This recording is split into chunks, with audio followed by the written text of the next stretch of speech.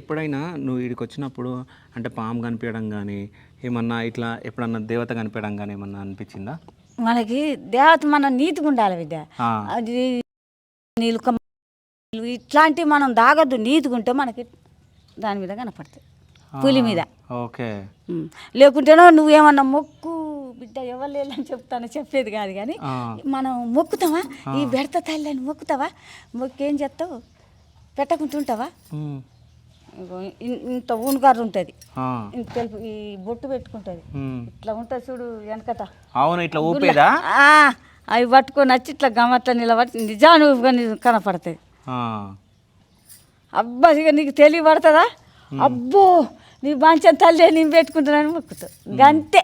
అయితే ఇప్పుడు దేవతను ఏమైనా కోరిక కోరింది అనుకో, కోరిక నెరవేరాలంటే దేవతకి ఏం ప్రసాదంగా ఏం పెట్టాలి? అది నీ ఇష్టం బాబు. ఓకే. కోళ్ళని పెడతావా, ఏటని పెట్టుకుంటావా, పెద్ద ఆటని పెడతావా, అది ఉంటుంది మొక్కినంత.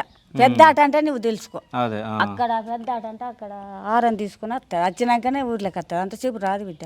ఈసారి ఈ ఆటలు తోటలు ఏం పని అయ్యాయి, ఆ మొత్తం అంటే తిప్పి పారేసేది. అక్కడ పెద్ద ఆటని జలత పట్టుకొని ఆరం తీసుకున్నాకనే మన ఊర్లోకి వస్తాయి. మరి అందరి ఇంటలు కావచ్చు ఊర్ల మీద ఏం కాదు.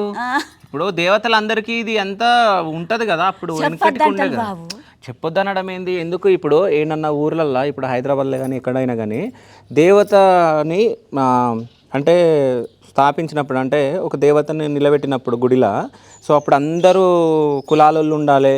సో అప్పుడు కూడా దేవతకి ఆరం ఇచ్చి అది చేసి పూజలు చేస్తారు కదా. కాదు బాబు, ఇక్కడ మన కులం తలం ఇన్నది ఒకటి, వాళ్ళు చూసింది ఒకటి. ఇప్పుడు మీరు ఈడియాల ఎక్కడెక్కడికో పోతుంది, మరి హైదరాబాద్ అంటే ఏంది? అయితే ఇప్పుడు నేను ఏం చెప్తా అంటే అమ్మా, ఇప్పుడు సమ్మక్క సారలమ్మ జాతర అవుతుంది ఈడ. అయితే ఈ జాతర ఎట్లా స్టార్ట్ అయింది, ఏమైంది, అసలు పూర్వం ఏముండే అనేది అందరికి చెప్దామని నేను ఇంత దూరం వచ్చిన. ఓకేనా?